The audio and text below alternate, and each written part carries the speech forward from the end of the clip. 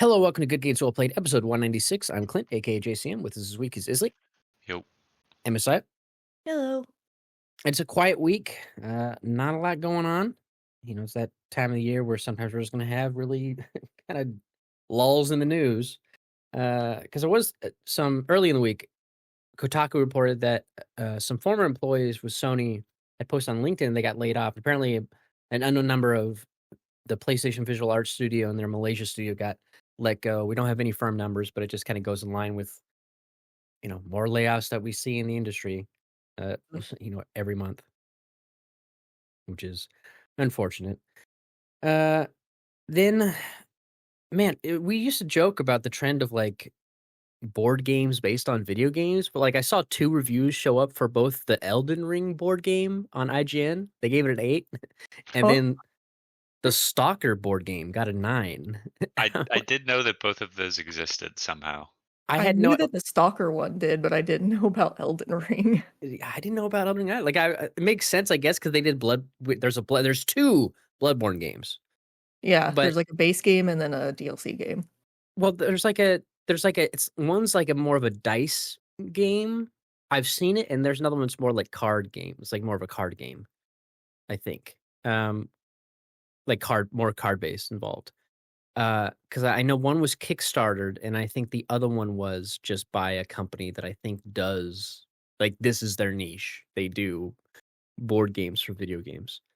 Um, but yeah, so where's like okay, because there's no Dark Souls board game, right? It's just Bloodborne. I think there might Mhm. be a Dark Souls board Is game. there? Yes. I wouldn't surprise me if there was. I'll look at what we're talking. But yeah, just like there's so many of them. I'm like, who are people playing these? Like I know they've been getting good reviews, but I've never seen anyone play them. Like I have the Sniper Elite board game, which I think is awesome, but I've never played it myself. I just have it. I only want the Bloodborne one for the little figures. I want the little figs so I can paint them. Yeah, Dark Souls, the board game. The Sunless City Core Set, a board game by Steamforge Games. 1 to 3 players, 2 hours to 2.5 hours long. Oh, those are the expansions. Okay, so they have like multiple expansions. They have the base board game. They have a character expansion set, Explorers expansion set, and a Phantoms expansion set. You get all three for $100 on Amazon. So what comes in the base game? Sounds like we need to buy this to find out. Research. Okay, Dark Souls, the board game, Tomb of Giants is the base game. That's the core set. You got Nito Gravelord or whatever on the cover of it. But yes. Oh, then they have the Painted World board game. Okay, I guess, man. So many video game board games. Like, I'd love to play them all, but it's like, I don't got anybody to play these games with. These are also probably the type of board game like I have friends I play board games with, and there are certain games that I just know they won't learn to play. Like the board game has to be the right level of complexity for enjoyment as a party game, and I suspect that Dark Souls is not that.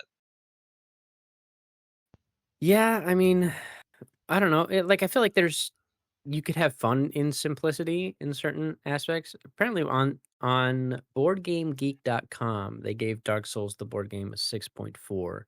I wish I could sort by board game type based on video game, but I don't see video game theme. There's one way over here. Okay. Oh my god, Slay the Spire, the board game. Are you kidding me? It's That's basically Isn't that already a already a board card game? Yeah. yeah. Yeah. That's right. There's The Witcher. I forgot they made this War of Mine into a board game. Um, The Witcher, the old world, huh? Interesting. 7.9. Explore the continent, upgrade your skills, fight monsters. Which I mean, that makes sense because you're just fighting monsters. It's probably like, you know, a roguelike, and you get the cards, they give you your whatever abilities you have, you fight the Lesh or some monster or something like that. This War of Mine getting a 7.8. I'm curious how that one works because I mean, just explore and it's probably like rummage, and then you draw from a deck, and sometimes you find trash, and maybe you find stuff, and you take it back to your base. I mean, that's very much what the base game is anyway. So I could see you doing that into a card game. Just depressing. Like, yeah, let's play a board game about civilians in a war-torn country I mean, going every out. board game is a little bit depressing like that. But yeah, but I saw it, I was like, okay, more board games. It's like this phenomenon I wish I can go back and see what was the first one that kind of kick-started this trend. Because they always seem to start with they at least started back with Kickstarter, it feels like. Like, Kickstarter was to get, like, the jumping point. That's like, "Okay, let's see if there's interest." And then it's like, "Okay, now they found out people are interested." So now they just do a bunch of them. God, I can't remember what I think like the first one would be. Yeah, I'm sure I could probably Google, but I don't trust the results necessarily. Hit me with the AI first result or some nonsense. hmm Yeah. Here's a summary of what you looked for. Yeah, Doesn't answer my question. yeah. Um, and yeah, outside of that, not a whole lot of other news. There were a lot of previews that went out for Atomfall.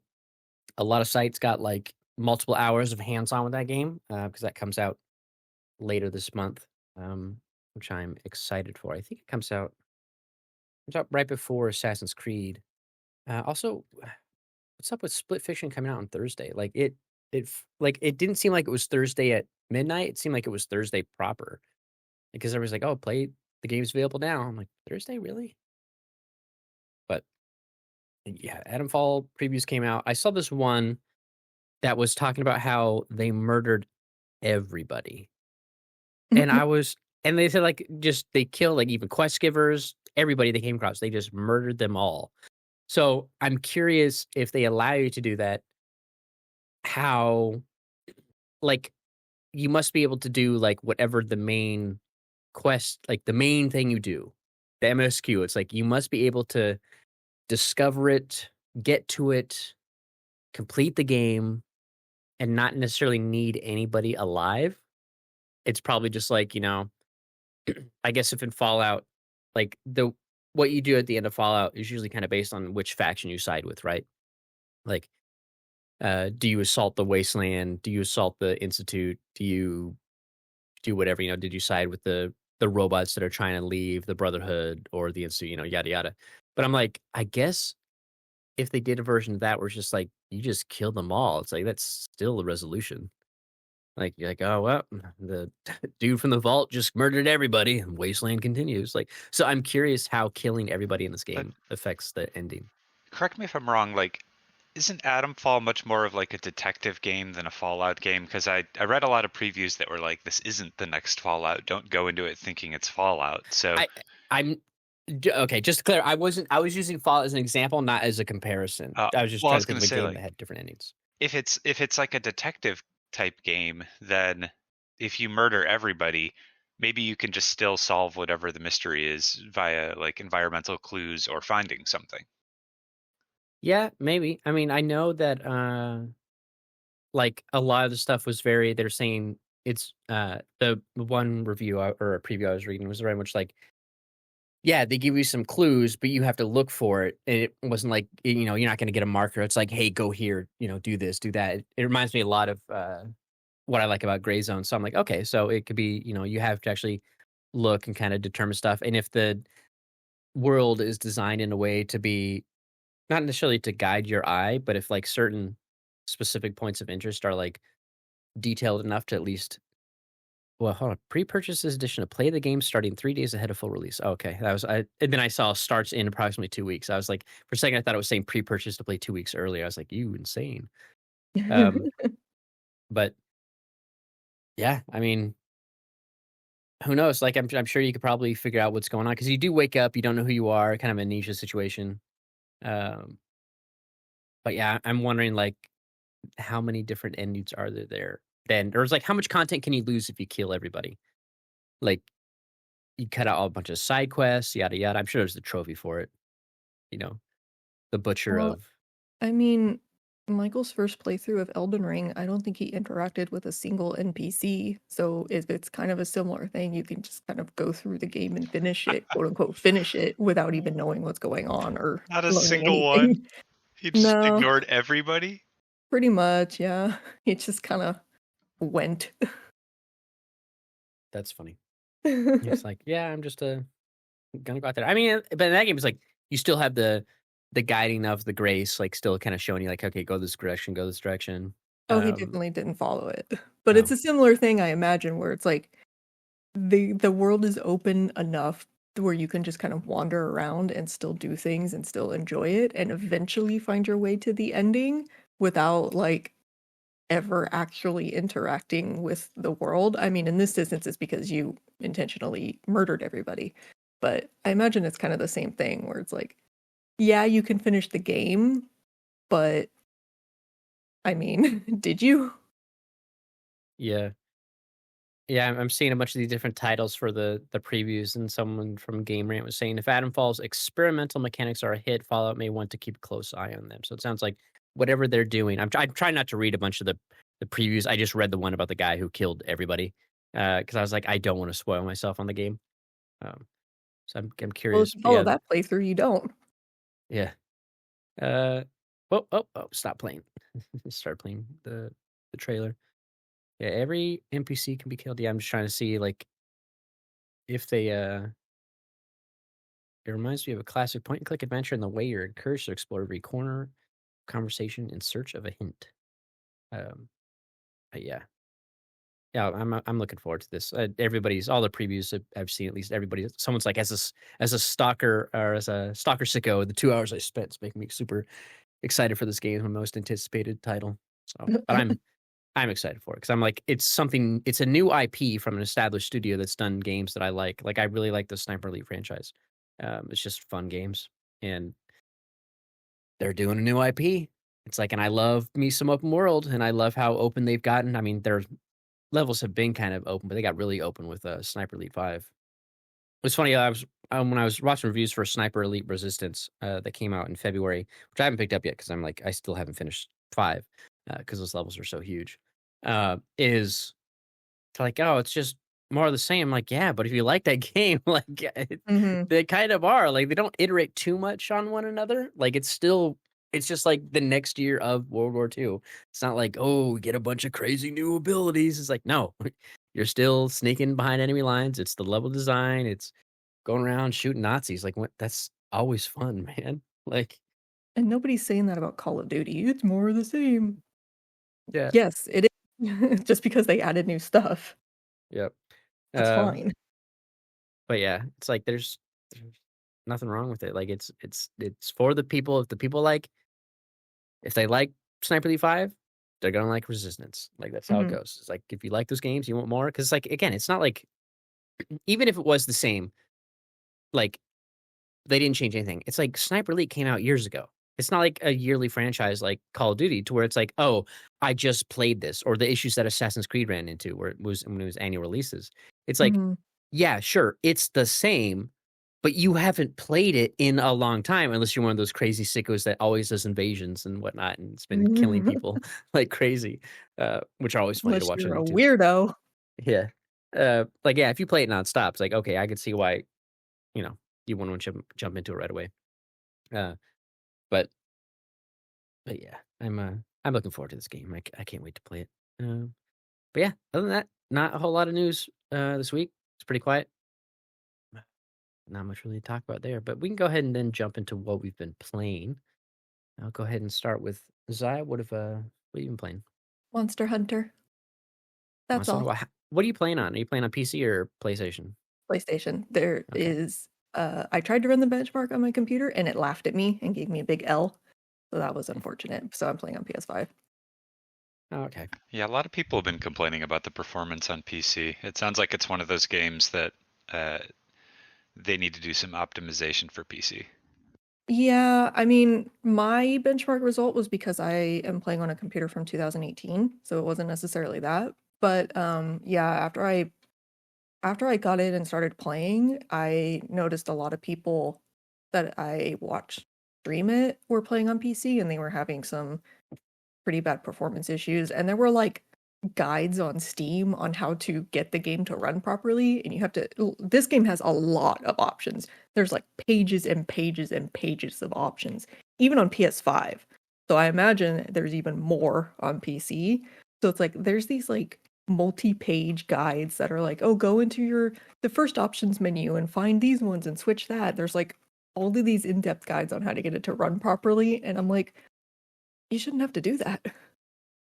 Yeah. Yeah, I know a little streamer friend that I watch, he was trying to play it and he was like, he stopped and I noticed he had switched to another game later that night. And I was like, "Oh, you done playing Monster Hunter?" He's like, "Yeah, it's just like it's not optimized well, at least for the rig that he was on." So he's like, "I gotta Mhm. just not play right now." And I think he must have done something. Either he downloaded it on PlayStation or he just tweaked a bunch of settings to fully optimize it because he ended up going back and finally playing some more of it like the next time he was streaming. But I know he was having some initial issues. Mhm. Are Yeah, you like playing? Go ahead. the first day that it came out, it was even people with like $3,000 to $4,000 rigs were having trouble running it, and it's a very like it reminded me a lot of 1.0 Final Fantasy 14, where it's like this computer should run this game, and it's not for some reason. So I think it's the game. And then you started to see a lot of the guides come out of like, here's all the options you should try to switch and see if it works for you. That's I read disappointing. that like some of the issues too are really deceptive.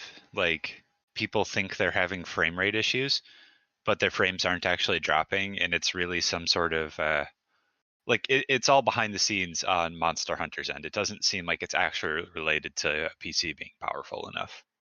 Oh yeah, yeah. It's definitely like an optimization thing because um there's a couple streamers I was watching in particular that I know have extremely beefy PCs and they run a dual PC setup. So it's like it's not the streaming that's bottlenecking their gameplay performance. It's definitely the game itself.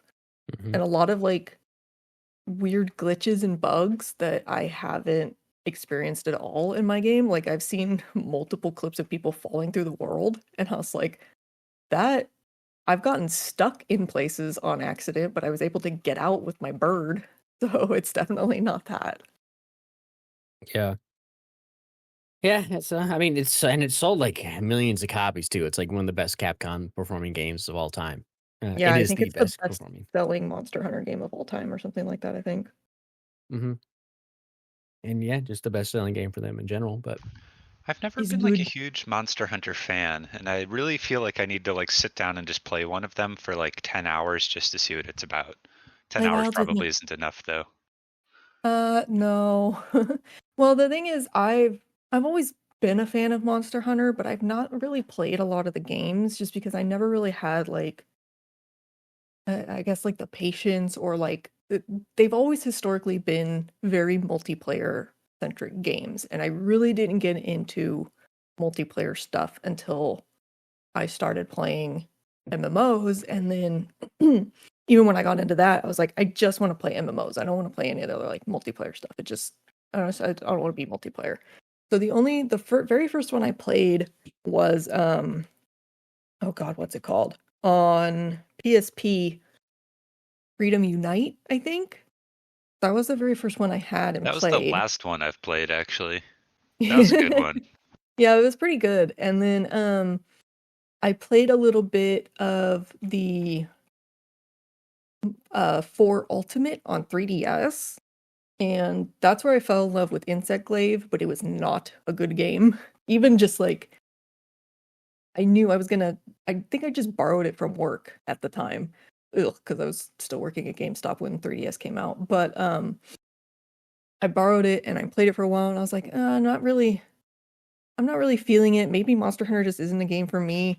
And then a lot of people were just like, no, it's just a bad game. And I went, oh, okay, it's a bad Monster Hunter game.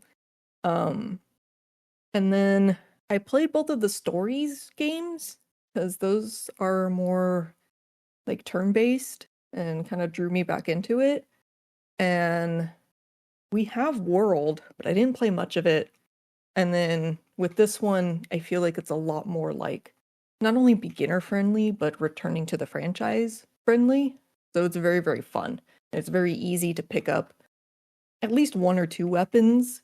And then as you get into it, you can be like, oh, I want to try this one. I want to try a different one. I want to try some of the ranged weapons instead of just melee weapons, stuff like that. So I feel like it's a lot more introductory friendly and it's a lot faster than the old games because traditionally you would have like some story missions and then like tutorial missions, and you would just fight like little monsters or kind of like hunt little packs of monsters and stuff like that. This one just throws you straight into a like on rails action sequence, and then you go hunt a big monster. So it's like, oh, okay, you get like right into it, and it's pretty intuitive. So I think that's why I'm having so much fun with it. Yeah. Wasn't one of the Wonder Monster Hunter games like on PlayStation Plus at one point? Like it not launched, Possibly but like it came. I feel like this most recent one has been on. Not the one that just came out. The one that came out Worlds. before Wilds, I think, was on PS Plus. I imagine, yeah, Monster Hunter Worlds probably was. It was probably around the time that the DLC Iceborne came out, because obviously they wanted people to get back into it, and it was a while after the first one came out. So I imagine Worlds was probably on PS Plus for a little bit. That all sounds Yeah. correct. Rise is on Switch. yeah, subscribed. Yeah, you get Rise is on PS Plus Extra, so you can play Rise. Oh, I thought that was only on Switch. No, it came to consoles later, and then Oh, Monster Rise Hunter is good. Stories is also part. Oh, never mind. That's a game trial you can do. Trying to Rise is see. fun. It's very cute. Yeah, Rise, and then I'm sure it probably was, and it probably is taken off. I should check my game catalog and see if I can see it on there, because it'll still list it. If I, oh my god, hair DLC! Come on, man. Princess Curls hairstyle, wolf purr earrings. Right. That's something Yeah, I that mean, they've done. Monster Hunter is somewhat known for having pretty crazy DLC and collectibles. The thing that is making people really mad right now is that in previous Monster Hunter games, you've always been able to recustomize your character pretty much whenever you want and as much as you want. And in this Hmm. game, you have to buy character recustomization vouchers, and they're like, a couple bucks each. But the fact that they monetize that like pretty insignificant part of the game is very annoying. And they give you like a free voucher to recustomize your character and your palico for like one time for free. But it's like, why did you even monetize this in the first place? Why does it doesn't even matter? Like, I don't know. It's just very stupid. But this Wilds in particular is customization, the video game. You can customize your hunter, your palico, your tents that you set up. You can customize your little bird that you ride around on. Um, for somebody like me, it's very, very good. Customize all of my tents for each area. They're very cute. They're like themed to each area, so they blend in. Very fun. Nice. Yeah, I like with you, Isli. I'm very much like I get why people like them. I don't see myself starting one. Like it's just not my thing. But I get the draw of the games. But yeah, just like it's a friend. Like even my cousin, like he's big into it, but he doesn't have anyone to play with. So he's like not even sure if he's gonna get the new one. He's like, I don't know if I want to get the new one. 'Cause A, he doesn't have a whole lot of time. B, it's like no one there to play with. I'm like, yeah, play with randos. But are you playing with Michael or are you just playing? No, I'm just playing No. by myself, and you have the option to not have voice chat on, by like default, pretty much. Hmm. So you can turn off other people's voice chat, you can turn off your voice chat, your microphone, everything like that. So you basically just communicate through like like stickers or like predetermined sayings and stuff like that. And it's been totally fine because the hunts themselves are fairly straightforward. And when you get into a group that is very obviously like Monster Hunter veterans, the whole point of the old games was to hunt the monsters. You would find them. You used to have to track them down by finding like clues in the environment. You find them, you fight them for a bit, it initiates the actual hunt, and then the monster would run away, and you have to either paintball it so you can track it down, or you have to find it somewhere in the environment by like clues and stuff like that. And the fastest way to take them down was like traps and bombs and like luring and stuff like that. So it's very obvious when you do like a flare and you get a bunch of or you get like a few veterans, because normally people when you track down the monster and you go to fight it again, they'll just leap off of their mounts and start attacking it right away. Whereas like veteran players will stop. You can see they're going through their menus and they're like setting traps and stuff like that. So getting a group like that is super fun because you can set up like fun little traps and do all this like neat stuff that makes it a very easy hunt and nobody really takes any damage or anything like that. So it's fairly interesting to see like what people you get grouped up with. And sometimes you'll get grouped up with like a veteran hunter, so you're kind of standing back and like setting traps and doing buffs and stuff like that. And then like the third or first person in your group will just like come racing past you and go and attack the monster directly and you're like, that's fine. We'll just use luring pods and bring it over to the traps. It's okay. Just let them go have their fun, I guess. So not Is really any like toxicity. It's just kind of like, well, we can get it. Don't worry. Where does the difficulty of Monster Hunter fall? Like, I've always been a little thrown off by this. It's not really a Souls-like game. It's more of like you just have to really grind stuff, right? Mm-hmm. So it depends. If you really prepare and you bring the right stuff and you get grouped with the right people, you can pretty much kill the monster very quickly or get it into a pattern where it doesn't really do any attacks. The difficulty I feel like in this game in particular, you don't really in previous games the difficulty used to be having to hunt down the monster, track it, find it. But in this game, when it runs away, it gives you a little kind of marker to show you like where it's going or where it's going to end up. Or you can open up the map and it shows like what its path is going to be and where it's going to end up eventually. Um, the other thing that makes it easier is you can just get on your mount and your mount will auto run to it.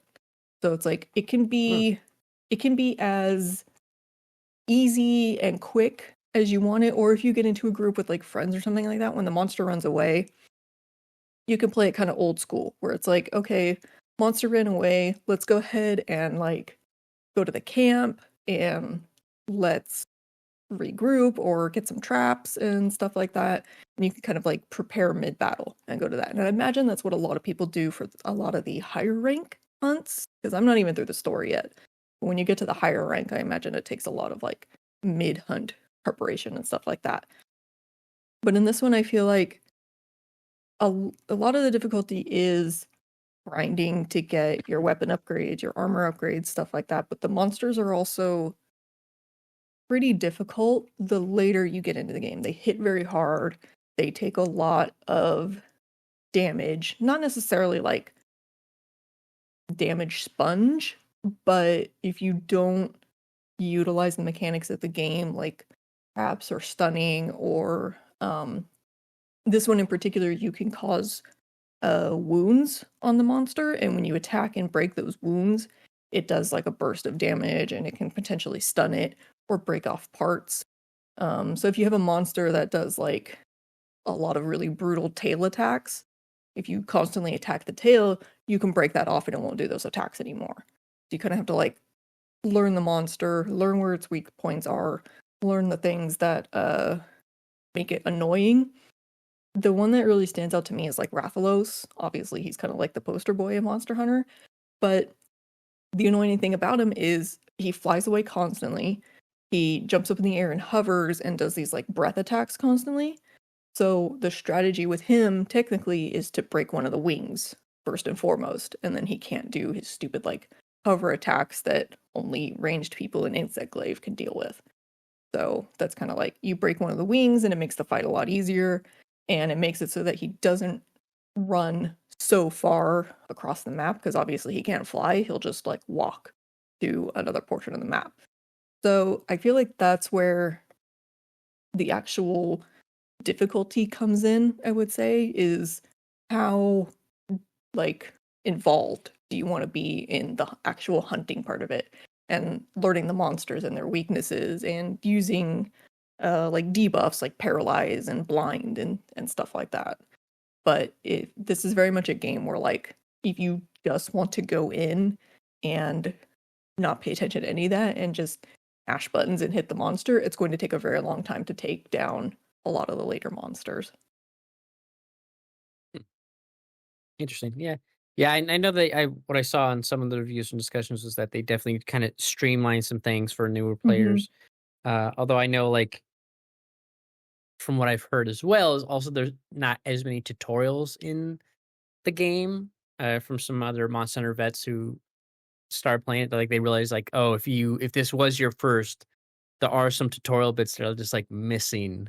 Mhm. Uh, but It definitely encourages you to go to the training ground that they have and try your weapon. Learn it.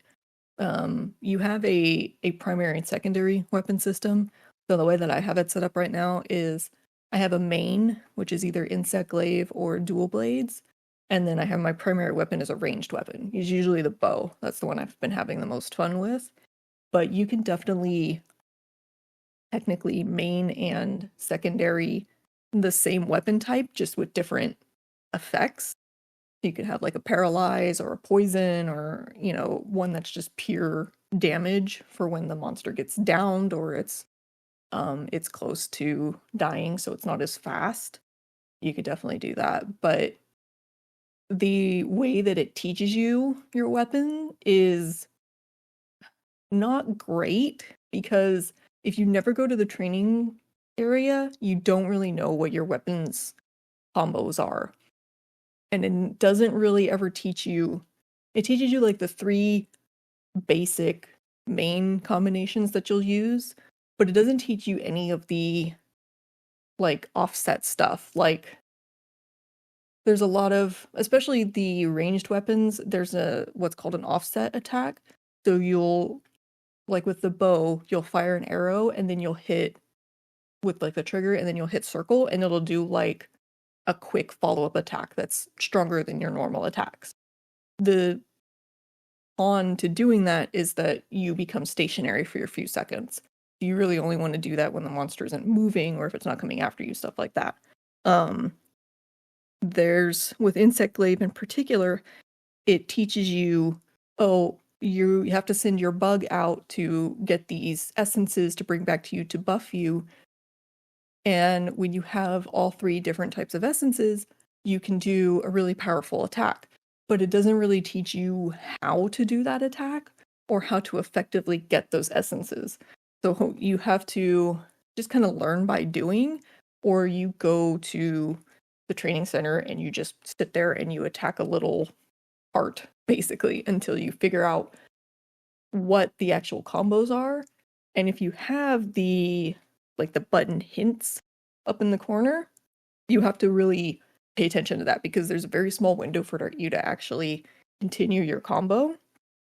So you can't really like do a move and then see like, okay, now I can lead it into either this, or this.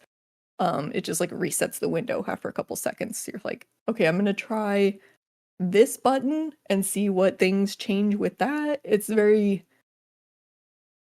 I mean, I guess compared to the older games, it's pretty similar, but yeah, as far as like new people coming in, you could definitely tell, in particular with the insect glaive, you can tell somebody's very first monster hunter versus like somebody who's played insect glaive before, because a new player will just be on the ground the entire time and a veteran player will be in the air the entire time.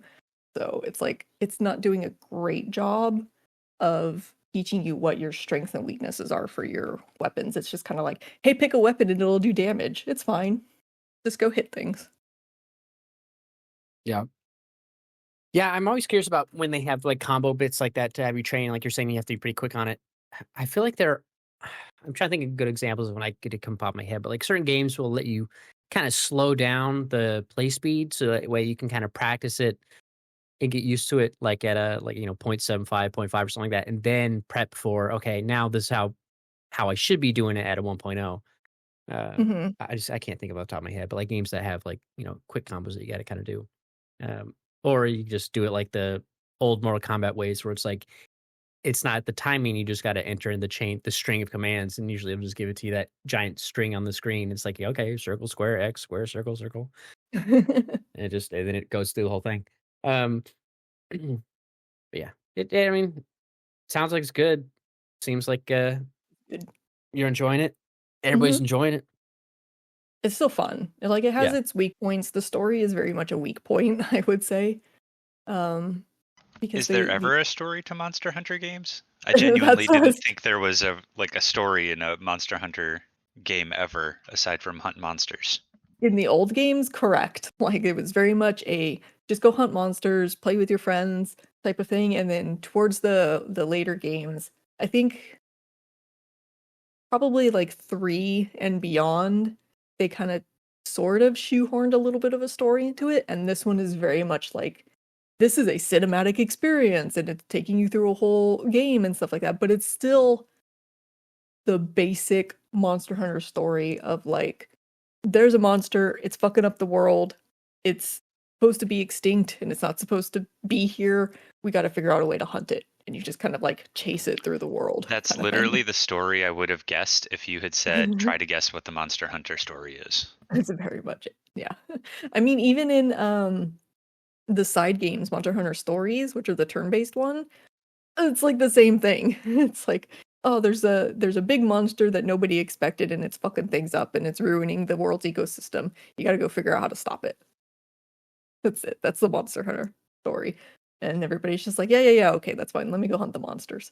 Um so I was playing it very much like, okay, apparently there was a pretty decent story in Worlds and Iceborne, and even in Rise, people were like, oh, it's pretty good, especially Sunbreak. Sunbreak's really good. So I was like going through and trying to pay attention to stuff like that, and I'm just like, okay, just get to the part where you show me the really cool big monster and what it's fucking things up. And then I got to the really cool big monster part, and I was like, this is what I want. I just want to see the big monster messing stuff up. Do you have to play Monster Hunter with other people, or is this a game that, like, if you wanted to play solo, you could beat it solo? You can definitely play it solo. You're never actually technically alone because you have your Palico with you and they act as like a little support.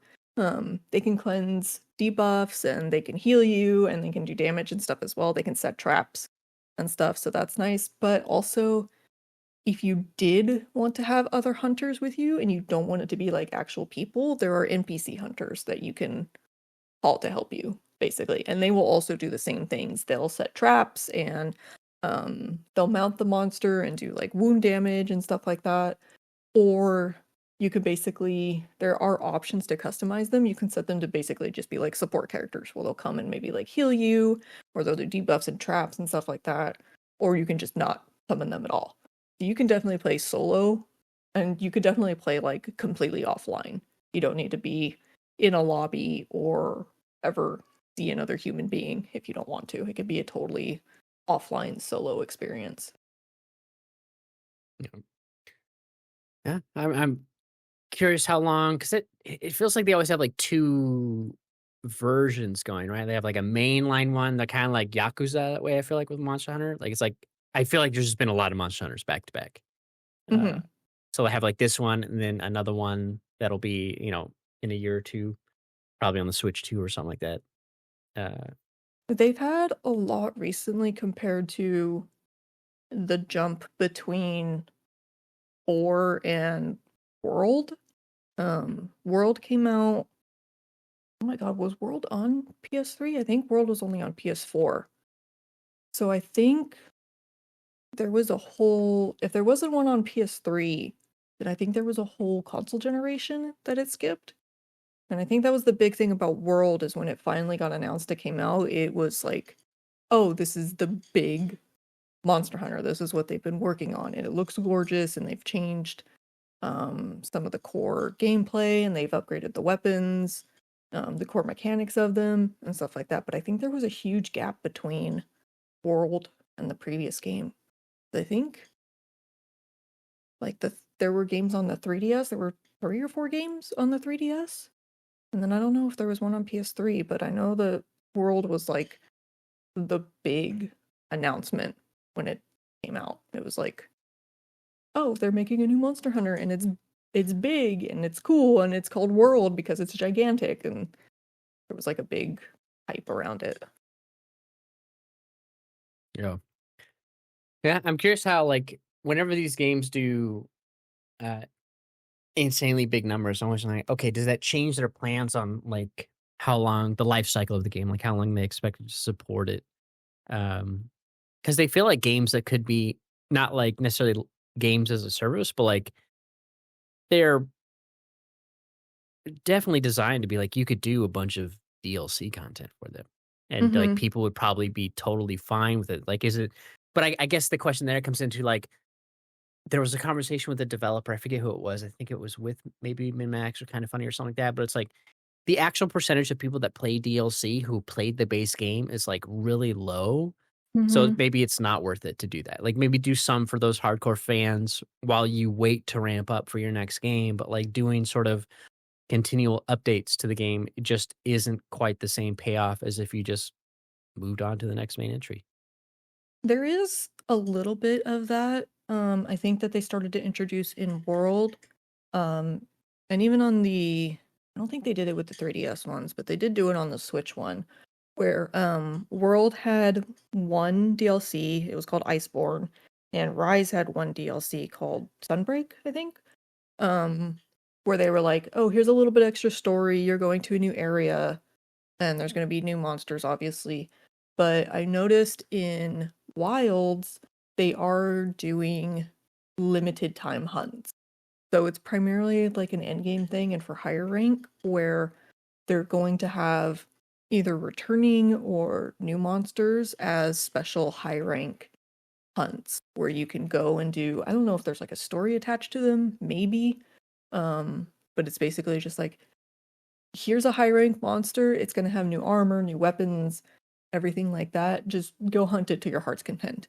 So I imagine if they do the same thing, there might be one big DLC pack for it later on, but I think the primary longevity of it will be the limited time hunts and like events and stuff like that.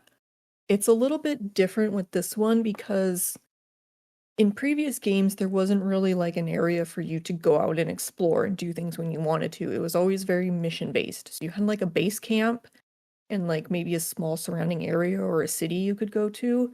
But in order to go out and hunt even like small monsters or go collect resources, you had to do a quest. You would start a quest and it would send you out to an area and you had like a little like a pop-up camp that you would go to and you could go explore the area that way. In this, you can just leave and go out into the area whenever you want and just like wander around, gather resources. If you run into a big monster while you're out, you can just start attacking it. And then when you do a certain amount of damage to it, or when it runs away the first time, then it initiates an actual like hunt quest that you can then invite people to hunt that creature with you. So there's been a few times where I went out to collect items that I needed to upgrade a weapon or armor or something like that, or just like to trade and sell with NPCs and stuff like that. And there's just a creature out, just a big monster running around, and I'm like, oh, I need stuff from that. I'll go ahead and fight it and do stuff like that. So that's kind of like the big difference with this one. So I don't know if they're going to do something like a live service to take advantage of that, or if this is perhaps a prototype to a more MMO-ish Monster Hunter in the future, where it's just like you just log into the game, it's just straight up MMO, you do like quests and you can run around the areas and fight stuff, and you can do a story if you want to do it like that. So it's kind of hard to tell at this point, but it seems like a new um like core gameplay that they're going to use going forward. Okay, that's good. Yep. Well, we'll Eager see if good. it keeps doing numbers. I mean, I keep seeing posts about updated sales figures, so I'm sure it'll just keep going. I remember I was trying to think what was the last game that did that where it was like, oh, it was when PUBG first came out. It was like every week it was like it hit new milestones and new peak concurrence. It was like the Mhm. game that people were tracking, and I felt like I keep getting every week. It's like or every couple days, like more sales figures for Monster Hunter. I'm like, all right, it's gonna keep going. But It's definitely drawing a lot of new players in. I've seen a lot of people like, "Oh, this is my first Monster Hunter." Obviously, I've known about it and stuff like that throughout the years, but this is the first one I'm actually playing.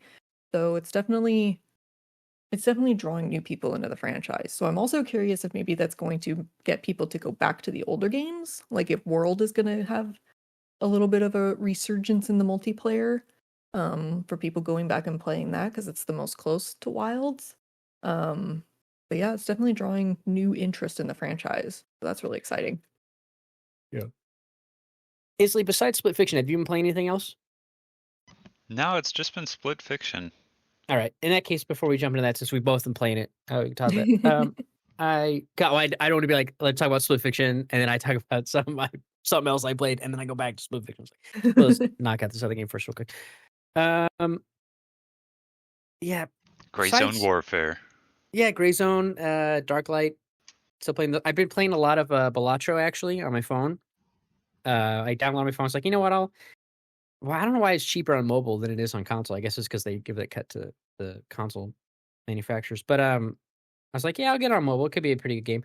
The only thing I don't like about it being on mobile is that, at least on my Flip, is most of the games on my Flip and most apps in general, like if you open them on the main screen or the front screen, when you open up the phone, it automatically adapts to that new resolution. And that's like what almost every app that I've ever used on it does.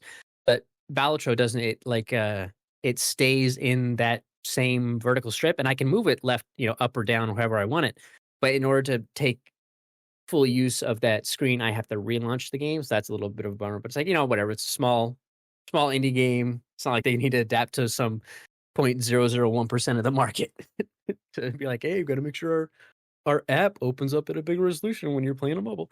But then it's like, it was a horrible idea because I started playing it. I'm like, damn it. And I was like, I got it, once it clicked for me, I'm like, all right, I see what people like about this game. And then now it's easily accessible at all times. Yeah, well, if I'm at the problem is I'm at my desk, I'm like, I don't want to put my phone. But if I'm like, at work or I'm somewhere else, like, oh, I can play it there. But I was like, I want to keep playing it, but I want to play it on PC. So I bought it on Steam, but there's no cross save or progression. I was like, I had to start over, but it was fine because I'm like, oh, well, I'm very familiar with the mechanics now. I'm not familiar with obviously I don't have every Joker unlocked or every deck or what have you.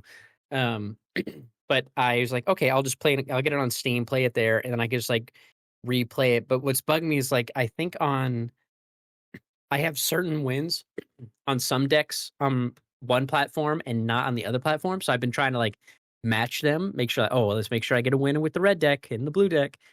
But it's I was trying to do that yesterday on my phone, get a win with the red deck, and I was just getting really bad rolls, or with my jokers and whatnot. And I'm not adept enough to be able to adapt on the fly to what they're providing me. I can take some I'll take these, they give me this. But I'm not getting those plus multipliers or those time multipliers. I'm not getting enough to where by the time I get to the end game, it's I can't quite get, beat the final blind. And I'm like, damn it, man.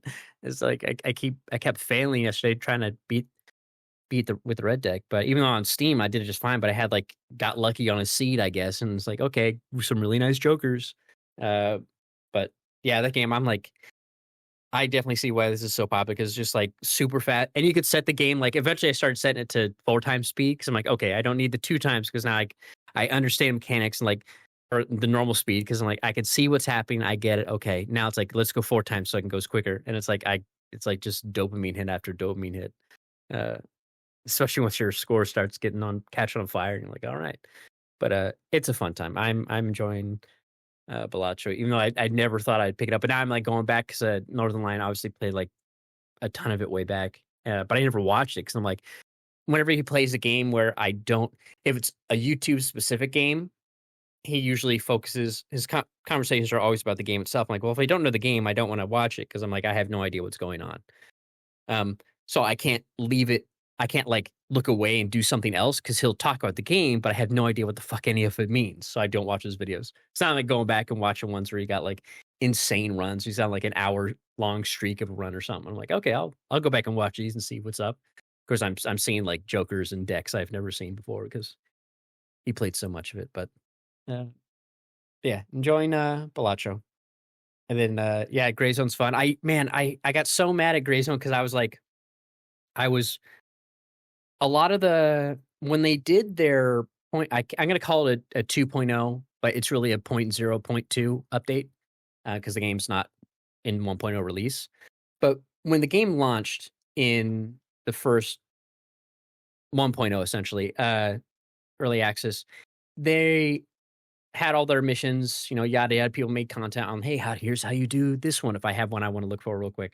For the most part, you don't need to, but this one, I'm like, okay, I might look at one like, I want to find this real fast because I'm having trouble looking for it. Especially on the PvP server. It's like, if it's a busy PvP point of interest, I'm like, I want to get through this quickly. But I had one where it was like, once they did the Night Op update in November, the 2.0, the 0.2 update, they changed some of the positions of items. It's like, oh, now the item doesn't spawn here, it spawns over here, or it spawns in one of 3 places, And so I had this mission. I had to go to this point of interest, and I this Fort Nerith is the place it's called. I spent a lot of time there this week. And I was like, okay, I got to get to the archives in this main building. I'm like, I know where that is. And then I was like, I finally get there after this long. I died to an NPC. I go back, get my stuff, go in there, yada yada, get there. I'm like, I need a key. Oh god damn it! So I end the stream like, okay, I'm so mad. I need the key. I knew I should have brought the key. I should have brought all my Fort Nerith keys with me.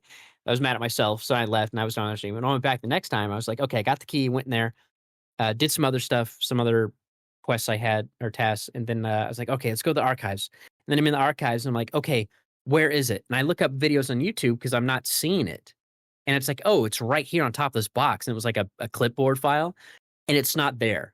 And I'm like, what the fuck? But now, I can search all these file boxes, these accounting boxes that are in this archive, but they're not returning anything. It's just perpetually searching. There's nothing there. It's very Tarkov, where you have to search for stuff to pop up, and nothing was popping up. I'm like, where did it move to? And there's so many shells with all these boxes. I'm like, I don't want to sit here and is it just lagged? What's going on? And there's enemies were starting to respawn in the area. I'm like, I don't want to be boxed in where I'm at, even though I can fight my way out, but I can hear shots from someone else. So there's an enemy somewhere nearby from another faction. And I'm like, where the fuck is? So I'm just YouTubing, where is this file? Where is it? Where is it? Update? Where is it? And usually I can tell when I get a return, if a video's from 9 months ago and 2 months ago, it'll be like, okay, the 9-month one was the 1.0 and 2 months ago is the 2.0. And so I couldn't find it. I'm like, I give up. I can't find this goddamn file. So I went and did something else. And then later I finally found someone's video. They have 1,000 views on YouTube for their video. And I'm like, I added to my watch later. I'm like, oh, thank God. Someone actually has. It took so long to find. I don't know why the Google result for it took forever to get. I had to super dig for it. Because even adding classic Reddit, it wasn't helping me out when I was trying to look for it. But luckily I found it. And I got to go back there at some point. I just haven't played it. Haven't played it again yet. And I had a bit where I was on high alert at this point of interest, and then this dude raided me, and the sound effect I have that plays with the animation when I get raided, it's like whoosh, and does the sound. So I'm trying to listen. So I'm super listening to what's going on. I'm focused because I got tons of friendlies in the area, so I don't want them to shoot me by mistake because I had that happen earlier in the day. And then there's also enemies. And so I'm trying to get out of there just quietly as possible. And then I hear the whoosh, and it freaked me the fuck out. I was like, God damn, you scared me, man. I watched that happen. It kind of cracked me up.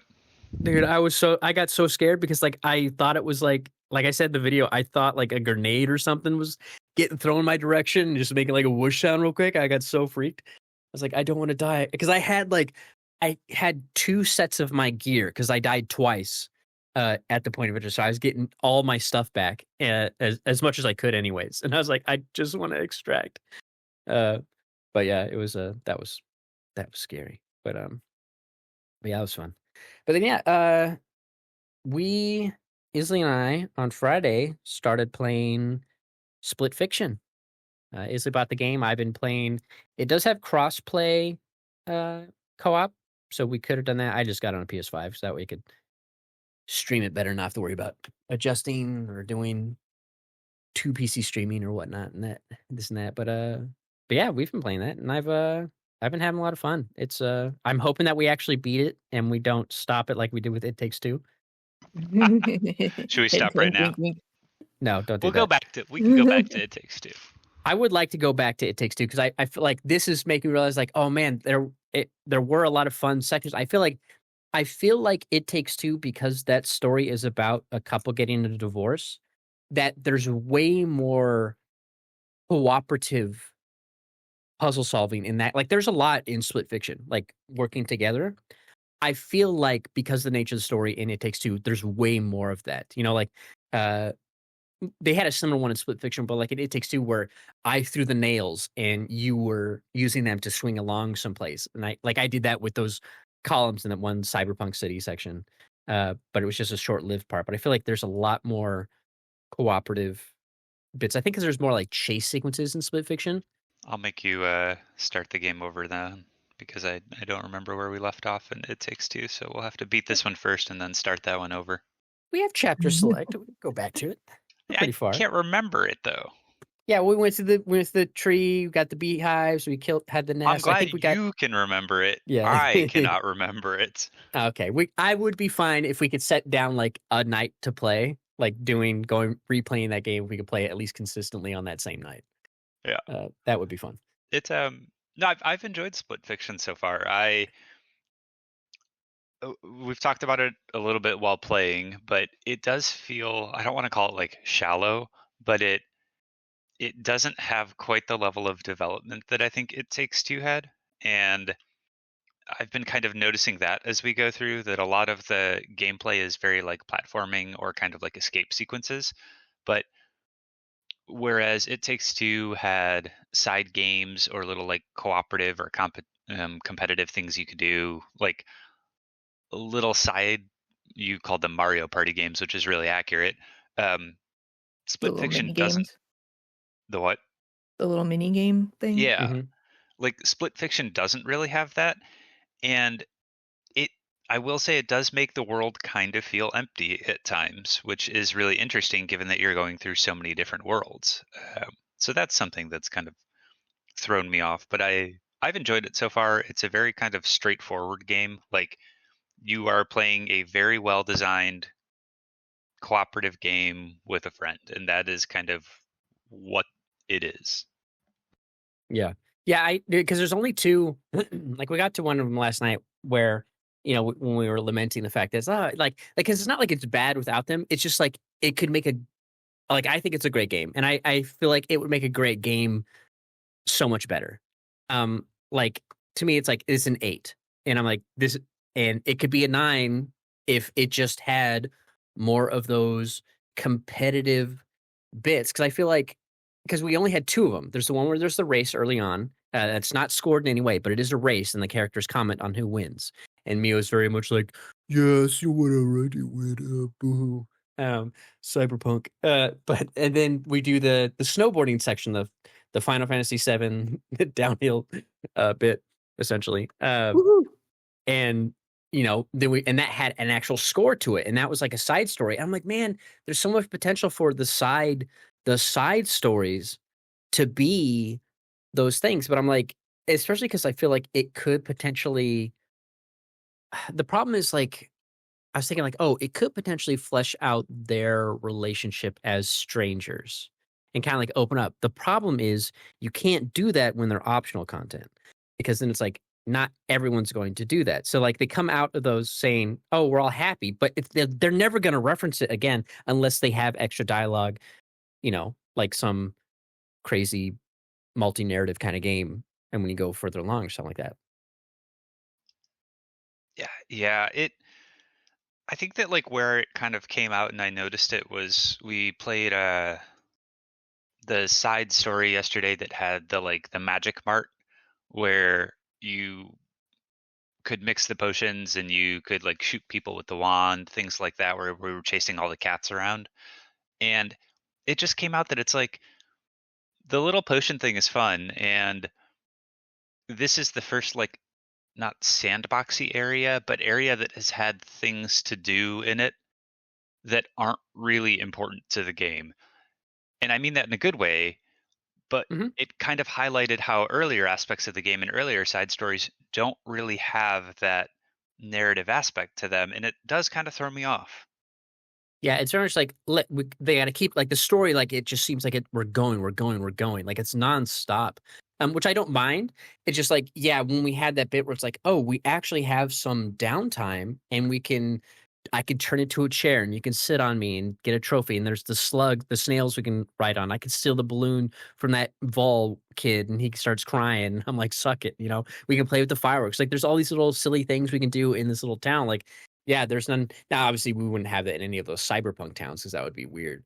Like, sup, But Choom, like you could go have have a you could beer. have side games in a cyberpunk town though. Like it could I'm be not even a thinking side gambling games. game or something like that. Like yeah, I they just mean like I don't see us doing like a downtime little side story area in Mio's cyberpunk dystopian world because hers is very much like the cops are always looking for you because you got those unpaid tickets. But it like at least in the fantasy one, it's like okay, it fits that world for Zoe's stuff. Uh, but yeah, I it definitely could use some more competitive and because like again, and we talk about it in the game, but like it makes sense in It Takes Two because it's a couple who are again, getting divorced. So it's like having that little games they can play kind of helps, granted, it doesn't necessarily affect the story. It's not like, oh, you guys played 60% of the games and had fun. That means their relationship repaired. It's just like stuff you can do. But it fit that world and it was way more fantastical than the sci-fi nature of the Animus. Um, but they could, with the side stories and relationships developing, they could essentially have, if you say we assume they're going to be, best pals by the end of the game. So let's say that like there are milestones that they achieve throughout the chapters. So like a quarter of the way through the game, whatever milestone has changed, you're 25% developed or whatever as like friends. And then in the side stories, instead of it being unique content that you see, you could see more of like friendly interactions or things like that that hint at their growing friendship. So it's not like you would miss out on it if you only played the main content. You would just get more indications of it actually occurring. I don't know. I agree with you though. Like it feels like an 8 out of 10ish kind of game. I'm really enjoying it. It is a great game. Great game. I do think It Takes Two was probably like a bit more developed and a bit more serious. yeah, I guess because even though it is way more cartoony because you're little dolls, but like, the story is serious. Obviously, this being, essentially scraping the internet of art to have AI do stuff is what the story is here. But you're just taking it from people's minds. It's like yeah, because they're two different. Like you can't have them be exactly the same. And like we talked about, because what happens in It Takes Two is super,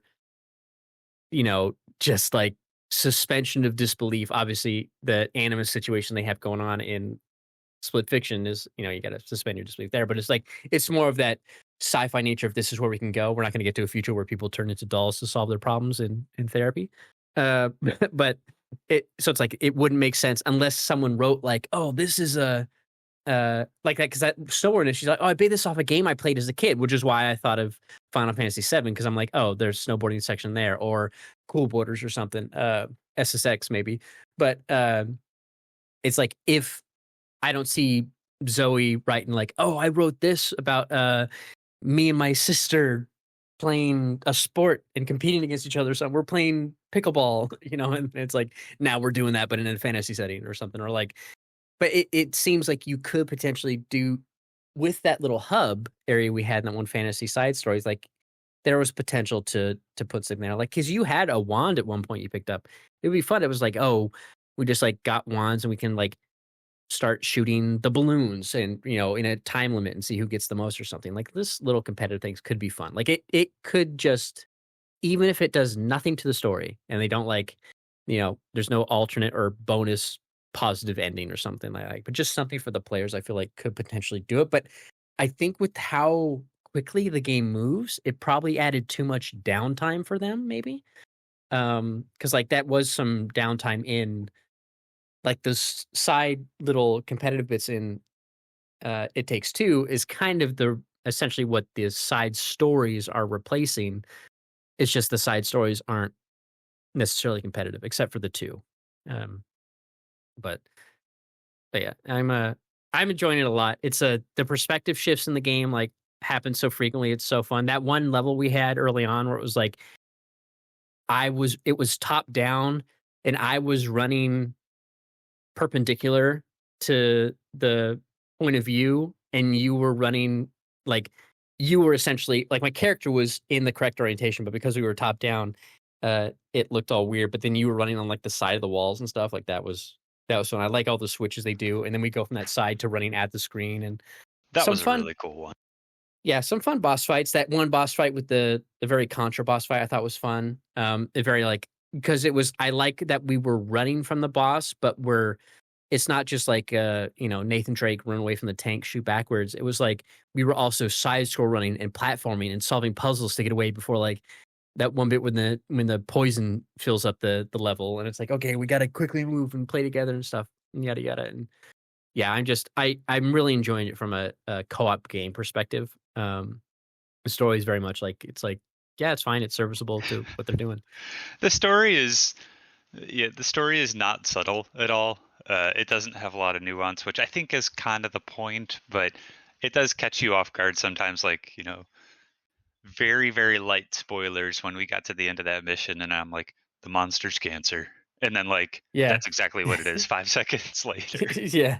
Well, it's funny because like early on, she's like, when Zoe asked her, like, so what is this based on? Like, what part of your life? She's like, what are you talking about? And she's like, when you're finding out, like, it seems like it's parking tickets. And then it's like, what? And he goes, well, we always put a little bit of ourselves and our stories and yada yada. And she goes, no, like she plays it off like it seemed almost like she was like like obviously she's not like a proper writer. She was just doing it to well, you find out no spoilers, but well, you kind of spoil. But it's like why she's doing it now. But that idea, like, oh, she doesn't get that people actually kind of put some of the real life stuff in the stories. But then later, when we get to that one level, it's like, oh, she just didn't want to talk about it because it was a rough. This is a stranger. Is always a stranger. You don't want to talk about your dad who has cancer with some stranger. Like that's why that's what the cyberpunk say. Until you get to that point where you free the monster, it's like, okay, now we can talk about it because now you've spent time with that person. It reminds me a lot of the I hope you ride me as much as your motorcycle line from that one oh my god, I'm blanking on the name. The I don't know what you're motorcycle talking game. about, and now I'm really thrown off. Motorcycle game from Sony. The one with the zombies, the freakers. Days Gone. Days Gone, yeah. From Days Gone where people were like lambasting that line and it's like, yeah, it's a cheesy line, but in context it makes like, oh, okay, this makes total sense for why the character would say this. But the problem is that they showed that line early on, but then you see a flashback hours later into the game of the character who said that, referencing it and saying, don't say it. Like it makes sense. Like, okay, this makes sense. Whereas like same thing with this character, like Mio seems very like, really? You don't know this about writing? And it's like, no, she does. She just doesn't want to talk about it. So it like, you don't find out about that until way later. But it makes the character early on seem like really, come on, you don't know that. But yeah, I'm really enjoying the game. I'm having a lot of fun with it. Some really fun puzzles. Lots of that's why I'm curious to go back and play It Takes Two because I feel like in my memory of It Takes Two, there was more cooperative platforming. Not that there isn't in this, but I feel like there was more in It Takes Two. Like it was more like at least it was like, okay, cooperative platforming, okay, now just platforming, and then cooperative and normal, and cooperative and normal. Whereas this is like it feels like those stretches of time between, and there's also so many references in split fiction, which I like just to other games. That random portal one It you is. found. I mean, it has Like, a ton of references to everything in it, which I admit I have been really enjoying. yeah, Yeah, like we found a Portal reference. That one boss fight is clearly a reference to Contra. Like yeah, it is identical to like how the Contra boss fight is handled. yeah. Um, The building we're going up that has the cables with the Alita Battle Angel saw blades that spin down to make us like get off them. I'm like, oh, this is clearly Alita Battle Angel. Like that's what this is. So I'm curious once we get to the top of that. I guess we're done with that level technically because now we're in the fantasy one. yeah. That Yeah, is something that's also been kind of weird about this game is playing this game. I want to continue playing it, and I feel like a lot of my comments sound really harsh, but it is strange what kind of emotions it's evoking in me of the more I play this game, the more I want to play other games that it's referencing. So like the Contra one and all the sci-fi ones, and we have joked a few times about how like various worlds kind of remind us of Mass Effect or like Dead Space, things like that. It makes me want to go back and play those games. Uh, but it doesn't necessarily make me want to play more Split Fiction, which I do want to beat the game. But I also like, I was trying to think about this the other day when we were playing of, trophy hunting and things like that. And I'm like, would I actually go back and play this game? Because there's not a lot of content to actually do a second playthrough on it. I think, well, you could, because you could switch roles, like play the other. Like I do like that when we go back and we choose, when we like load from the main menu, we're not stuck with the character we chose. We could swap if we wanted. But I feel like I would like to play this game again, but from the other perspective, because I think that there's so many times we're playing like I've enjoyed everything Zoe's been doing, but there's section where like, oh man, it would be fun to be like obviously that one where it was just the red and blue. It's like, okay, we do essentially the same thing. But like the one where you have the sword and I have the gravity gun, and then you, because you have the sword, you also have the perspective shifting ability, and I don't. I feel like Yeah, that that would would be a be fun fun. one. And I think that the one we're on right now with the dragons, I think as the dragons are going to get bigger, they'll continue to like expand like what different abilities they have. So I feel like it would be fun to play Certain it. certain select areas, I think, Yeah, do would like be a cool. chapter replay or Yeah, something like that as a different character. But yeah, it's a fun and time. I'm enjoying it. we also talked a bit about how like reviewers or things tend to prefer the sci-fi, or you had said that like a lot of them seem to enjoy the sci-fi more, and I definitely get that playing it, because it does feel like they put all of the like, it kind of feels like, at least for the first half of the game, which I assume we're about halfway through, that the sci-fi sections are the action and thriller game sections, and the fantasy sections are like the narrative games. Uh, and that they kind of Yeah, went for different like styles there. And there's a little bit of crossover, like with the dragon chase sequence we just did. But in general, it does seem like the first half of the game has a pretty strong like video game genre split, depending on whether you're playing sci-fi or fantasy. yeah, because it's very much like it of that. Like there's, it seemed early on like there was more platforming in the sci-fi, because that, like, what else could you do in a sci-fi setting? And then the more fantastical ideas are in the fantasy ones, because it fits that genre. Like when you turn into the swimming little dragon and the monkey, and I can turn into Groot or the fairy. It's like, okay, you wouldn't do this in a cyberpunk setting. It would be silly. Like, but now we could do like crazy. It's like you could do different level design stuff outside of just hey, do this. Like you could have similar concepts for like a platforming puzzle, but they have to fit that more realistic narrative of her cyberpunk dystopia that Mio is writing. So it, and then of course later it seems like, all right, they're getting a little closer together, but yeah, it's very clearly early on, especially it's one's this way more chase sequences, platforming, and then it's more fantastical ideas in the fantasy settings. Um, or you're a pig that farts rainbows and sparkles and confetti. I mean, that did have me laughing pretty hard, which actually, I'll say that about this game. I think I've laughed more playing this game than I have in any game that I can remember recently. And I don't think that humor is something that works super well in single player games, but I think that in a co-op game when you're playing with someone else, the humor and stupidity of certain things really comes across just like very fun. So we got to play Repo, the four of us. Yes. That Let could me be also a be tiny fun. little bot. Yep. Yeah, right, right, right, Rah, rah, rah, rah. right. That would be a fun game to play. Oh no, I got it on my face. Just the deep voice changer. That'd be, die with the deep voice would be so funny. That would be I good. would the one that makes your voice like really squeaky. I want Oh, to do like a really squeaky voice while that's doing that and see what happens. oh man, I haven't seen that one yet. Oh, But oops, sorry.